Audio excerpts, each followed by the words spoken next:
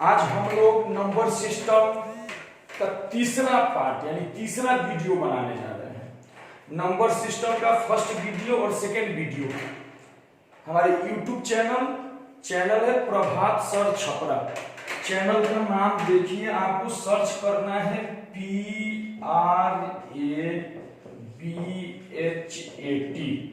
प्रभात sir Chhapra. Channel को अगर आप सब्सक्राइब नहीं किए हैं तो चैनल को सब्सक्राइब कर लें ताकि जो भी नया वीडियो डाले आपके पास पहुंचे। और नंबर सिस्टम का पार्ट 1 और पार्ट 2 वीडियो हमारे यूट्यूब चैनल पर अवेलेबल है। आज हम तीसरा वीडियो बनाने जा रहे हैं। इस वीडियो में हम कवर करेंगे आपका पार्ट 1 वीडियो में हम बताए हैं आपको कि संख्या कितने प्रकार के होते हैं, सभी संख्या के बारे में। और पार्ट 2 वीडियो में हम आपको बताए हैं प्राकृतिक संख्या का योग, प्राकृतिक संख्या के वर्गों का योग, प्राकृतिक संख्या के घनों का योग, सम संख्या का योग, सम संख्या के वर्गों का योग, विषम संख्या का योग, विषम संख्या के वर्गों का योग। यहां तक हम आपको नंबर सिस्टम के बारे में बता चुके हैं। आज हम पार्ट 3 वीडियो में आपको बताएंगे अभाज्य संख्या से कैसा प्रश्न पूछा जाता है। अभाज्य संख्या से जितना भी टाइप के प्रश्न पूछे जाते हैं टोटल प्रश्न आपको बताएंगे। और साथ में काफी इंपॉर्टेंट प्रश्न कि एक परीक्षार्थी ने एक परीक्षा में 70 प्रश्न हल किए, एक प्रश्न 4 नंबर का था, उसे कुल 200 नंबर प्राप्त हुआ, तो उसने कितना सही बनाया कितना गलत बनाया, ये भी काफी इंपॉर्टेंट प्रश्न है। ये रीजनिंग में भी पूछे जाते हैं और मैथ्स में भी पूछे जाते हैं। और साथ में एक और टाइप हम कवर करने की कोशिश करेंगे कि 1 से 100 तक गुना किया जाए तो परिणाम के अंत में, रिजल्ट के अंत में कुल कितने शून्य होंगे। तो आप सभी छात्रों से रिक्वेस्ट है कि वीडियो को लास्ट तक जरूर देखें ताकि सारा नंबर सिस्टम का इंपॉर्टेंट टाइप कवर हो। सबसे पहले अभाज्य संख्या, इसके बारे में हम फर्स्ट वीडियो में बताए हैं कि वैसी संख्या जो 1 से और स्वयं से कटे, बाकी दुनिया में किसी भी संख्या का ताकत नहीं है जो इसको काट दे। और ये भी बताए थे आपको कि 1 से लेकर 50 तक कुल 15 अभाज्य संख्या होते हैं, 1 से 100 तक कुल 25 अभाज्य संख्या होती है। याद रखना है इसको। इसके बाद बताए थे सबसे छोटी अभाज्य संख्या। बताइए क्या होती है सबसे छोटी? सबसे छोटी अभाज्य संख्या, सबसे छोटी अभाज्य संख्या दो। आपसे अगर पूछ दे सम अभाज्य संख्या, सम अभाज्य संख्या भी दो। विषम अभाज्य संख्या, सबसे छोटी विषम छोटी अभाज्य संख्या, विषम छोटी अभाज्य संख्या। तो विषम छोटी अभाज्य संख्या होता है 3, यानी अभाज्य संख्या 2 से शुरू होता है, 1 से शुरू नहीं होता है। तो हमारे एग्जाम में इससे प्रश्न पूछे जाते हैं। कितने टाइप के प्रश्न पूछे जाते हैं सबसे पहले हम आपको बताते हैं। चलिए कुछ इसका बेसिक थ्योरी है जो हम लिख देते हैं, जो आपको याद रखना है। सबसे पहला चीज याद रखिएगा कि हमेशा 2 अभाज्य संख्या का योग, 2 अभाज्य संख्या का योग हमेशा सम संख्या होता है, हमेशा सम संख्या होता है। लेकिन 2 को छोड़कर, लेकिन 2 को छोड़कर, यानी 2 नहीं होना चाहिए। अब किसी भी 2 को अभाज्य संख्या, मात्र 2 अभाज्य संख्या को जोड़ के चेक कीजिए सम संख्या आएगा। चलिए हम जोड़ते हैं 3 और 5 8, कोई भी जोड़िए 11 और 17 जोड़े 28, यानी किसी भी 2 नहीं लेना है। 2 को छोड़कर किसी भी अभाज्य संख्या को जोड़िएगा तो हमेशा वो सम संख्या होगा, उसमें 2 नहीं होना चाहिए। ठीक है। अब देखिए इसी के साथ ये तो हो गया कि किसी भी 2 अभाज्य संख्या को जोड़ेंगे तो हमेशा सम संख्या होगा, लेकिन उसमें 2 नहीं होना चाहिए। अब इसी के साथ देखिए 3 अभाज्य संख्या, अगला नियम, 3 अभाज्य संख्या का जो हमेशा सम संख्या होगा जब उसमें 2 हो, हमेशा होता है जब 2 शामिल हो, जब 2 शामिल हो। आप देखिए किसी भी 3 अभाज्य संख्या को जोड़िएगा तो हमेशा विषम आता है। 2 जब 2 शामिल होगा तभी सम होगा। जैसे मान लीजिए 3 जोड़े 5 जोड़े 7 जोड़े, जोड़ के चेक कीजिए, 7 5 12 और 3 15 हो गया। तो किसी भी अगर 3 अभाज्य संख्या को जोड़ते हैं तो हमेशा वो विषम होता है। अगर सम लाना है, ये काफी इंपॉर्टेंट है, इससे हमारा एसएससी प्रश्न पूछा है, अभी हम आपको बताएंगे। इससे एसएससी सीजीएल में प्रश्न पूछा गया है, अभी हम बताएंगे। 3 अभाज्य संख्या का जो हमेशा सम संख्या कब होगा, जब उसमें एक संख्या 2 होगा। इसी में मान लीजिए अगर हम एक संख्या 2 रखते तो यहाँ 14 हो जाता। अब जोड़ के चेक कर लीजिए किसी भी 3 अभाज्य संख्या को, हमेशा विषम होगा। 2 जब आप शामिल कीजिएगा तभी जाके सम होगा। तो इस बात को आप याद रखिए। अगला नियम याद रखिए, इस सारे नियम से प्रश्न पूछे जाते हैं। जितना भी हम आपको नियम बताने तुरंत इस पर प्रश्न करवाएंगे। अगला नियम अभाज्य संख्या में याद रखिए। ये तो हो गया पहला नियम, दूसरा नियम, तीसरा नियम। किसी भी अभाज्य संख्या, कोई भी अभाज्य संख्या हो, किसी भी अभाज्य संख्या, किसी भी अभाज्य संख्या का वर्ग हमेशा, किसी भी अभाज्य संख्या के वर्ग को, किसी भी अभाज्य संख्या के वर्ग को आप अगर 24 से 12 से 6 से 3 से और 2 से, ये 3 तक है। किसी भी अभाज्य संख्या के वर्ग को अगर 24 12 6 और 3 से भाग दीजिएगा, उसके वर्ग को इतना से भाग दीजिएगा, भाग देने पर शेष हमेशा 1 बचता है। ये भी बात आपको याद रखना होगा। किसी भी अभाज्य संख्या के वर्ग को 24 से 12 से 3 से 6 से भाग दीजिएगा तो शेष हमेशा 1 बचेगा। जैसे मान लीजिए अभाज्य संख्या है मेरा, अभाज्य संख्या हुआ 7, 7 का स्क्वायर होता है 49। इसको आप 24 से भाग दीजिए, 24 गुना 48, शेष 1 बचेगा। 12 से भाग दीजिए, 12 चौका 48, शेष 1 बचेगा। 6 से भाग दीजिए, 3 से भाग दीजिए, किसी भी, अगर मान लीजिए यहीं पे हम कर दें 3 का स्क्वायर, 3 का स्क्वायर कीजिएगा तो 9 होगा। इसको आप 3 से भाग दीजिए, उससे कम है इसलिए 3 से भाग दीजिए, 3 से तो ये कैंसिल हो जाएगा।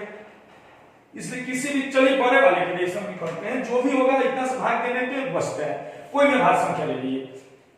तो ये नियम एक आपको याद रखना है, किसी भी अभाज्य संख्या के वर्ग को इससे भाग देने पे बचता है। ये छोटा वाला जो है, छोटे में यानी इस, अगर ये याद नहीं भी है, ये तीनों हटा भी देते हैं कि डायरेक्ट कर लेते हैं, लेकिन 24 वाले में दिक्कत होता है। तो खासकर आपको 24 याद रखने हम लिख दिए हैं ताकि आपको याद रहे, 24 को याद रखना है।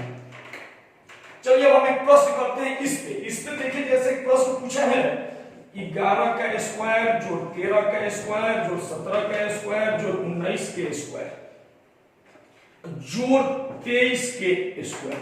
प्रश्न लिख रहे हैं 23 के स्क्वायर को 24 से भाग देने पर, को 24 से भाग देने पर शेष कितना बचेगा। और देखिए यही प्रश्न है, अगर जिस छात्र को ये नियम नहीं पता है, परीक्षा हॉल में उसका समय बर्बाद होगा। वो 11 का स्क्वायर जिसको नहीं पता है वो क्या करेगा, 11 का स्क्वायर मुझे तो याद था तो लिख दिए, जिनको नहीं याद होगा वो 11 गुना 11 करेंगे और ज्यादा समय बर्बाद होगा। फिर 13 17 करेंगे, जोड़ेंगे, 24 से भाग देंगे। और मुझे अगर ये ट्रिक पता है कि किसी भी अभाज्य संख्या के वर्ग को अगर 24 से भाग दिया जाता है तो शेष हमेशा 1 बचता है। तो यहाँ पे 1 2 3 4 5 मेरा आंसर हो जाएगा। जोड़ का चिन्ह तो 5 आंसर हो गया, जोड़ दिए सबको। तो बनाने में मात्र 1 सेकंड समय लगेगा, जो आपको उस पर क्लिक करने में लगता है बस वही समय लगेगा। तो ये आपको याद होना चाहिए कि किसी भी अभाज्य संख्या के वर्ग को अगर 24 से भाग देंगे तो शेष हमेशा 1 बचता है। प्रूफ कर लीजिए पुनः करके। तो इस टाइप के प्रश्न इससे पूछे जाते हैं। अब आइए अगला टाइप का प्रश्न आपको बता रहे हैं अभाज्य संख्या का। एक और अभाज्य संख्या जो इसके पहले बताए थे कि 3 अभाज्य संख्या का जो हमेशा सम संख्या होता है, लेकिन उसमें एक संख्या 2 शामिल होगी। अब देखिए जैसे एक प्रश्न पूछा है 3 अभाज्य संख्या का योग ये प्रश्न देखिए, तीन अभाज्य संख्या का जोड़, तीन अभाज्य संख्या का जोड़ 100 है। यदि एक संख्या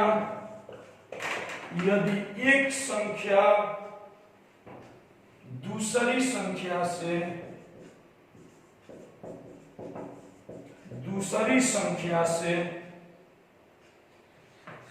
36 अधिक हो तो संख्या ज्ञात कीजिए, ये आपका एसएससी सीजीएल ये प्रश्न पूछ चुका है। अब देखिए, ये जब प्रश्न एग्जाम में पूछा था तो बहुत सारे बच्चे हमसे पूछे थे कि सर ये तीन अभाज्य संख्या का जो 100 दे दिया, एक संख्या दूसरी संख्या से अगर दो संख्या रहता तो मेरा समीकरण पे सेट हो रहा है, बीच में 3 है, हम कैसे बनाएंगे। बहुत सारे बच्चों ने हमसे प्रश्न पूछा। तो जिन छात्रों को अगर ये लॉजिक याद होगा कि तीन अभाज्य संख्या का जो सम संख्या तब होगा जब एक संख्या 2 हो, और यहाँ पे देखिए 100 दिया है, 100 मेरा सम संख्या है। अगर ये लॉजिक नहीं याद होगा तो आपसे ये प्रश्न बन ही नहीं सकता है। और ये रिपीटेड प्रश्न है जो हमने बोर्ड पे लिखा है, कितनी बार एग्जाम में ये प्रश्न पूछ चुका है, आप प्रीवियस क्वेश्चन उठा के देखिएगा। तो देखिए, तीन अभाज्य संख्या का जो सम संख्या तभी होगा जब एक संख्या 2 हो, एक संख्या को x माने दूसरे को y माने, बराबर 100 लिख दिए, 3 संख्या हो गया। अगर 2 शामिल नहीं होगा तो 100 होने का सवाल ही नहीं बनता है। तो तीन अभाज्य संख्या का जो 100 हो गया, यहाँ प्रश्न बोला है मेरा एक संख्या 2 उसमें निश्चित रूप से रहेगा। दूसरा लाइन बोला है एक संख्या दूसरी संख्या से 36 अधिक है, मतलब x माइनस y बराबर 36। आराम से बन जाएगा, 2 इधर ले जाइएगा तो माइनस हो जाएगा ना, 2 इधर प्लस इधर जाएगा तो माइनस हुआ, तो यहाँ हो गया 98, यानी x प्लस y का मान 98। एक संख्या तो मुझे पता है 2 है, x प्लस y का मान 98 और x माइनस y का मान 36, y कैंसिल कीजिए, 2x बराबर, इसे काट दीजिए 31, और एक संख्या हो गया 31, अब इसमें से घटा लीजिए 98 में से 31, 98 में से 31 घटा लीजिए, एक संख्या हो जाएगा 67। जोड़ के चेक कीजिए और देखिए तीनों अभाज्य संख्या है यहाँ पे, तो संख्या ज्ञात हो गया। तीनों संख्या जो है मेरा अभाज्य संख्या है। तो ये प्रश्न हमारे एग्जाम में कितनी बार पूछ चुका है। ये प्रश्न हूबहू यही प्रश्न पूछा जाता है। ये कोई भी आप एसएससी का बुक पलट के देखिएगा तो ये संख्या, ये प्रश्न आपको मिल जाएगा। तो इस प्रश्न पे ज्यादा ध्यान दीजिए। और सेम जब भी तीन अभाज्य संख्या का जो 100 दे तो एक संख्या निश्चित रूप से 2 होता है, क्योंकि 2 मेरी अभाज्य संख्या है। अब देखिए, इससे और भी बहुत सारे प्रश्न पूछे जाते हैं। उम्मीद करते हैं अभी तक आपको अभाज्य संख्या समझ में आया होगा। और आज जो भी हम अभाज्य संख्या बताएंगे, एक भी प्रश्न आपका नहीं फंसेगा। किसी भी लेवल का, बड़े से बड़े लेवल का प्रश्न बनाइए। अब देखिए, एक प्रश्न अक्सर पूछा जाता है, जैसे हम प्रश्न यहां पे लिख रहे हैं, 1080 में कितने अभाज्य खंड हैं? कितने अभाज्य खंड हैं? ऑप्शन दे दें? चलिए, ऑप्शन नंबर पहला 12, ऑप्शन नंबर दूसरा 5, ऑप्शन नंबर तीसरा 7, ऑप्शन नंबर चौथा 17। इस टाइप से प्रश्न पूछे जाते हैं हमारे कॉम्पिटिटिव एग्जाम में। अब ये अभाज्य खंड होता क्या है बच्चों को पता ही नहीं है, और अभाज्य खंड आपको पता नहीं है तो आपसे प्रश्न बनने का सवाल ही नहीं है। तो सबसे पहले अभाज्य खंड होता क्या है इसको समझिए। करेंगे क्या, जब भी इस टाइप का प्रश्न पूछे अभाज्य खंड का, तो जो भी अंक दिया है उसका गुणनखंड करेंगे, उसका हम गुणनखंड करेंगे। 2 मेरा अभाज्य संख्या, गुणनखंड करते समय ध्यान रखना होगा कि जिस भी संख्या से गुणनखंड कीजिएगा वो सारा संख्या अभाज्य संख्या होना चाहिए। चलिए हम 2 से किए, 2 मेरा अभाज्य संख्या है, 2 से किए तो 540, 2 बचे 10, और फिर 2 से किए, 2 दूनी 4, 2 7 14, इतना, फिर 2 से किए 135। देखिए सारा मेरा अभाज्य है, 2 अभाज्य होता है। 3 से किए, 3 चौके 12, 3 5 15, फिर 3 से किए, 3 9, 3 से किए तो 3 से होगा 15, फिर 3 से किए, 3 से हुआ 5। अब देखिए इसमें 2 भी अभाज्य संख्या है, 3 भी अभाज्य संख्या है, 5 भी अभाज्य संख्या। काउंट कर लीजिए 1 2 3 4 5 6 7। इसका सही आंसर हो जाएगा 7। इसी टाइप से अभाज्य खंड हम निकालते हैं। उम्मीद करते हैं समझ में आ गया होगा। ध्यान देना है गुणनखंड उसी संख्या से करेंगे जो अभाज्य संख्या हो। तो इसका सही आंसर हो जाएगा 7। इस टाइप के प्रश्न हमारे एग्जाम में पूछे जाते हैं। अब देखिए कभी कभी इसी में बदमाशी करते हैं। अब देखिए यहीं पे जो अगला प्रश्न है, अगर हम आपको दे दें 84 का पावर 143 में कुल कितने अभाज्य खंड होंगे? 84 का पावर 143 में कुल कितने अभाज्य खंड होंगे? अब देखिए ये प्रश्न बनेगा कैसे। केवल 84 रहता तब तो आप बना लेते, लेकिन यह पावर दे दिया तो कुछ नहीं करना है। जो 84 है इसका गुणनखंड कीजिए, 2 से कीजिए 42, 2 से कीजिए 21, अब 3 से कीजिए 7। अब इसका अभाज्य गुणनखंड अब नहीं होगा, गुणन चेक कर लीजिए। तो कुल गुणनखंड हुआ 4। पावर जितना भी दिया है, जितना भी पावर हो उसमें हम जितना पावर हो अभाज्य खंड में गुना कर देंगे, आंसर आ जाएगा। बहुत सारे बच्चे करते क्या हैं, जोड़ देते हैं। जोड़ना नहीं है दोस्त, गुणनखंड करना है। 4 3 12, 4 4 के 16 1 17, 4 1 4 1 5, 572 अभाज्य खंड उसमें होंगे। जितना पावर होगा पावर से अभाज्य खंड में गुना कर देंगे, मेरा जवाब हो जाएगा। इस बात का ध्यान दीजिएगा। उम्मीद करते हैं समझ में आ गया होगा। अब देखिए इसे तीसरा प्रश्न कैसा पूछा जाता है। एक और एग्जाम में प्रश्न पूछा है, वो देखिए किस टाइप का प्रश्न पूछा है इससे। 18 का पावर 15 गुने 75 का पावर 16 गुने 42 का पावर दिया है 14 और बटा में दिया 35 का पावर 12 गुने 12 का पावर 16 में कुल कितने अभाज्य खंड हैं?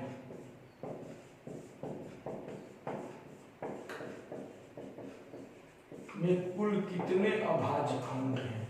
अब इस प्रश्न को बनाना है तो सबसे पहले हम अभाज्य गुणनखंड निकालेंगे। ये बहुत सारे छात्रों से प्रश्न गलत हुआ और हमारे एग्जाम में पूछे जाते हैं। सबसे पहले हम इसमें करेंगे क्या कि इसका सब में कितने कितने खंड निकालेंगे। खंड 18 का जब किए 2 से 9 और 3 और 3, 1 2 3 खंड हुआ तो 15 3 45। 18 का निकाले, इसमें 45 हुआ क्योंकि आपको अभाज्य खंड निकालने आता है। अब हम यहीं पे निकाले 75 का, 5 से 15, 5 से 3, 1 2 3, इसका भी 3 हुआ तो 16 3 48 और फिर अब 42 का 2 से 21, 2 अब तो नहीं जाएगा तो 3 से 7, इसमें भी 3 तो इसका होगा 14 3 42। इसका अभाज्य खंड हम निकाल लिए।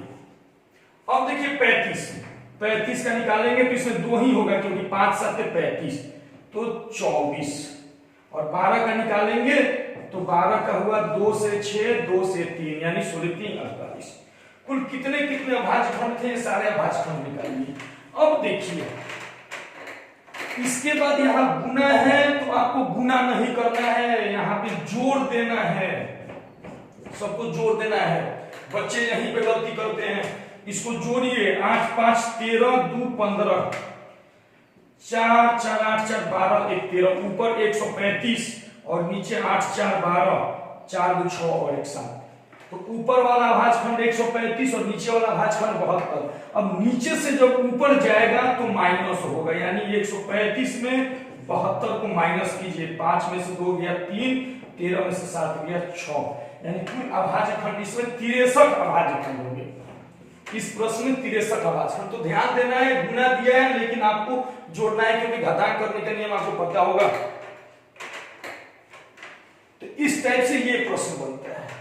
तो जितने भी हम अभी अभाज्य खंड से बताएं ये सारे प्रश्न हमारे एग्जाम में पूछे हैं। इतना सारे प्रश्न पे आपका पकड़ होना बिल्कुल जरूरी है।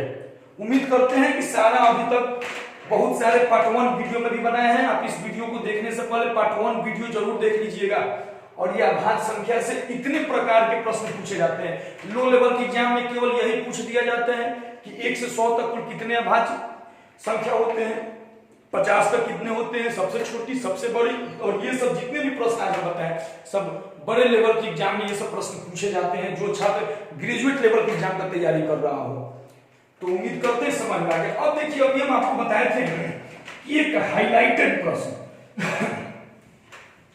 परीक्षा वाले सही उत्तर के लिए इतने अंक दिए जाते हैं और गलत उत्तर के लिए इतने अंक दिए जाते हैं, इस टाइप के प्रश्न हम आपसे बनवा रहे हैं। देखिए जैसे दिया गया है, एक परीक्षा में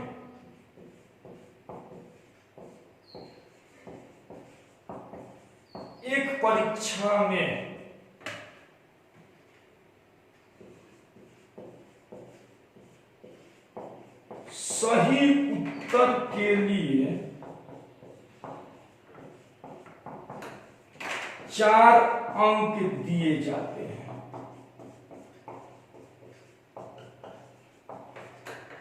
तथा गलत उत्तर के लिए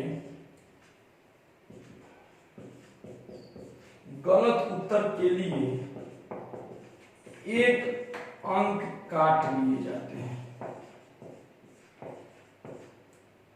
1 अंक काट लिए जाते हैं, गलत उत्तर के लिए 1 अंक काट लिए जाते हैं।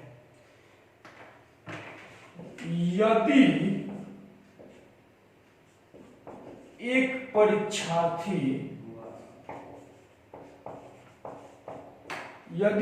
परीक्षार्थी ने 75 प्रश्न को हल किया, 75 प्रश्न को हल किया